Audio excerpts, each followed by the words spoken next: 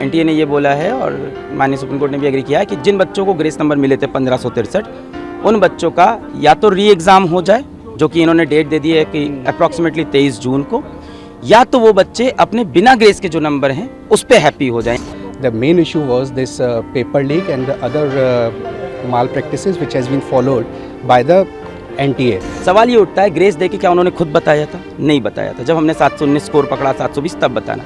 तो क्या एनटीए और भी ऐसे बहुत चीजें करता है? नीट एग्जाम 2024 के रिजल्ट्स जब से सामने आए हैं तब से हर जगह बवाल मचा हुआ है। स्टूडेंट्स का गुस्सा एनटीए पर लगातार फूट रहा है। सड़कों से लेकर सोशल मीडिया तक हर जगह स्टूडेंट्स एनटीए के खिलाफ प्रदर्शन कर रहे हैं। स्टूडेंट्स का ये कहना है कि इस बार के एंट्रेंस एग्जाम में गड़बड़ी हुई है। ये मामला इतना बढ़ गया कि ये सुप्रीम कोर्ट तक भी पहुंच गया और अब इस पर सुप्रीम कोर्ट ने अब तो ये पूरा मामला क्या है, इसको लेकर एनटीए ने क्या सफाई दी है और सुप्रीम कोर्ट का क्या फैसला आया है, इसको लेकर जानते हैं इस वीडियो में। हेलो एवरीवन, मैं हूं नवमी और आप देख रहे हैं अनकट। नीट हमारे देश में हर साल आयोजित होने वाली सबसे मुश्किल एग्जाम्स में से एक है। इसे एनटीए आयोजित करती है और हर साल लगभग 24 लाख बच्चे इस एग्जाम में शामिल होते हैं ताकि वो भारत के टॉप मेडिकल कॉलेजेस में एडमिशन ले सके। लेकिन इस बार जब से नीट यूजी के रिजल्ट्स जारी हुए हैं, यानी 4 जून से भारत के कोने कोने से नीट परीक्षा को लेकर सवाल उठ रहे हैं। देश भर में नीट यूजी 2024 को लेकर अलग अलग स्टेट्स में लगभग 20,000 स्टूडेंट्स ने पिटीशन फाइल की है, जिसमें परीक्षा में गड़बड़ी की शिकायत की गई है। ग्रेस मार्क्स के खिलाफ फाइल की गई पिटीशन में कहा गया कि एनटीए ने अब तक ये नहीं बताया कि उन्होंने स्टूडेंट्स को ग्रेस मार्क्स देने के लिए क्या तरीका अपनाया है। वहीं एग्जाम के पहले एनटीए की तरफ से जारी किए गए इंफॉर्मेशन बुलेटिन में भी ग्रेस मार्क्स देने के प्रोविजन का जिक्र नहीं था। तो ऐसे में कुछ कैंडिडेट्स को ग्रेस मार्क्स देना सही नहीं है। इसके अलावा फिजिक्स वाला के सीईओ अलक पांडे ने भी पिटीशन फाइल की थी, जिसमें उन्होंने दावा किया था कि एनटीए का ग्रेस मार्क्स देने का फैसला गलत था। अलक पांडे ने अराउंड 20,000 स्टूडेंट्स की ये पिटीशन सुप्रीम कोर्ट में फाइल की थी। इसके अलावा एसआईओ के मेंबर अब्दुल्ला मोहम्मद फैज और डॉक्टर शेख रोशन मोहिद्दीन ने भी पिटीशन फाइल की थी, जिसमें उन्होंने नीट यूजी 2024 के रिजल्ट्स को वापस लेने और नए से नीट एग्जाम आयोजित करने की मांग की थी। इस मामले को लेकर सुप्रीम कोर्ट ने एनटीए को फटकार लगाते हुए कई सवाल पूछे, जिस पर एनटीए ने अपनी सफाई पेश भी की। जैसे कि स्टूडेंट्स का ये आरोप था कि नीट एग्जाम में किसी भी स्टूडेंट के 719 या 718 नंबर कैसे आ सकते हैं, ये मुमकिन ही नहीं है। जिस पर एनटीए ने कहा कि ग्रेस मार्क्स देने के कारण कुछ कैंडिडेट्स को 718 और 719 नंबर मिले हैं। ग्रेस मार्क्स को लेकर एनटीए ने कहा कि सिर्फ 1563 कैंडिडेट्स को ही ग्रेस मार्क्स दिए गए हैं, क्योंकि परीक्षा शुरू होने में देरी हो गई थी। तो लॉस ऑफ टाइम की वजह से इन कैंडिडेट्स को ग्रेस मार्क्स दिए गए। इसके अलावा दूसरा आरोप ये है कि 67 स्टूडेंट्स के 720 मार्क्स कैसे आए, क्या इनमें भी ग्रेस मार्क्स दिए गए थे? इस पर एनटीए का जवाब है कि फुल मार्क्स पाने वाले 67 में से 44 कैंडिडेट्स ऐसे थे जिनका आंसर की चैलेंज होने के बाद सही किया गया, क्योंकि एग्जाम में आए क्वेश्चन के आंसर में 2 ऑप्शंस सही थे। तो ऐसे में जिन भी कैंडिडेट्स ने इनमें से किसी भी एक ऑप्शन को चुना था, उन्हें बाद में नंबर दे दिए गए थे। इन स्टूडेंट्स को ग्रेस मार्क्स नहीं मिले थे। इस मामले को लेकर मध्य प्रदेश से राज्यसभा सांसद और सुप्रीम कोर्ट के वकील विवेक तनखा ने सोशल मीडिया पर यह सवाल उठाया कि 720 में से 720 मार्क्स पाने वाले सभी 67 स्टूडेंट्स फरीदाबाद हरियाणा से ही हैं। इससे इस एग्जाम की ट्रांसपेरेंसी को लेकर कई सवाल उठ रहे हैं।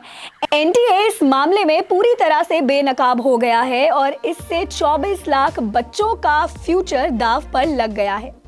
इसके अलावा फटी हुई ओएमआर शीट को लेकर लखनऊ की स्टूडेंट आयुषी पटेल के वायरल वीडियो को लेकर एनटीए का कहना है कि कोई भी फटी हुई OMR sheet official NTA ID से नहीं बेची गई थी। ऑफिशियल रिकॉर्ड्स के अनुसार ओएमआर आंसर शीट सही है और मार्क्स भी सही है। कैंडिडेट्स को स्कोर कार्ड सिर्फ ऑफिशियल वेबसाइट exams.nta.ac.in www.NTA.in/NEET से ही डाउनलोड करना चाहिए। आयुषी पटेल ने इसको लेकर लखनऊ हाई कोर्ट में पिटीशन फाइल की थी और इसकी सुनवाई 18 जून को होगी, जिससे पहले एनटीए को इससे जुड़े सभी जरूरी डॉक्यूमेंट्स लखनऊ हाई कोर्ट में जमा करवाने होंगे। बात करें तो इस वर्ष के शुरुआत से ही नीट विवादों में रहा। पहले पेपर लीक के आरोप लगे, फिर 2 अलग-अलग एनसीईआरटी की किताबों में अलग-अलग कंटेंट लिखे होने के कारण बच्चों ने अलग-अलग जवाब लिखे और फिर बच्चों ने जितने मार्क्स वास्तव में पाए और उन्हें रिजल्ट आने पर जो फाइनल मार्क्स दिए गए उसमें भी डिफरेंस देखने को मिला। और अब फाइनली इन सभी पिटीशंस को लेकर सुप्रीम कोर्ट की सुनवाई भी आ गई है। सुप्रीम कोर्ट का कहना है कि 1563 बच्चे जिनको ग्रेस मार्क्स मिले थे उन्हें 23 जून को दोबारा से एग्जाम देना होगा।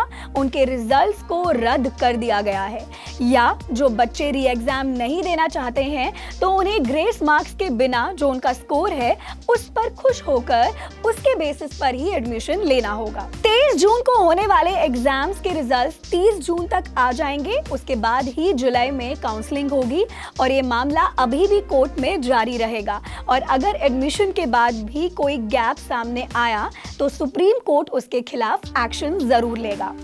एनटीए ने ये बोला है और माननीय सुप्रीम कोर्ट ने भी एग्री किया है कि जिन बच्चों को ग्रेस नंबर मिले थे 1563, उन बच्चों का या तो री एग्ज़ाम हो जाए, जो कि इन्होंने डेट दे दी है कि अप्रॉक्सीमेटली 23 जून को, या तो वो बच्चे अपने बिना ग्रेस के जो नंबर हैं उस पर हैप्पी हो जाएं।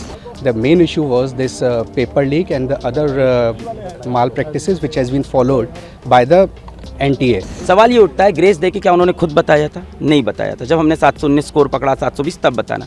तो क्या एनटीए और भी ऐसे बहुत चीज़ें करता है जो हमें पता नहीं चलती? They have admitted their mistake, stating that yes, those grace marks, regarding those grace marks, we are going to conduct the re-examination, which means there was something which was amiss. ये तो पकड़ा गया 719, 720 से, क्या ऐसे और भी मामले हो सकते हैं? तो कहीं ना कहीं ट्रस्ट का इशू। 1563 बच्चों का नीट रिजल्ट रद्द होने और इसके लिए नीट री एग्जाम कराए जाने के बाद फाइनल स्कोर का असर पूरी नीट मेरिट लिस्ट पर पड़ेगा। इन बच्चों के मार्क्स बदलते ही इनकी नीट ऑल इंडिया रैंक भी बदलेगी। इसी के साथ पूरी नीट 2024 मेरिट लिस्ट भी बदल जाएगी। इससे लाखों बच्चों की रैंक पर असर पड़ेगा। तो ऐसे में एनटीए को फिर से नीट रैंक लिस्ट 2024 जारी करने की जरूरत होगी। लेकिन अभी भी सवाल यही है कि ऐसे और कितने सारे लूप होल्स हैं एनटीए के जो पकड़ में नहीं आए कभी भी, या उन बच्चों का क्या जो पिटीशन फाइल नहीं कर पाए। और साथ ही सुप्रीम कोर्ट ने जो फैसला लिया है उस पर आपका क्या कहना है? इस विवाद से जुड़ी जानकारी में अभी इतना ही। इसको लेकर और भी अपडेट्स के लिए देखते रहें अनकट।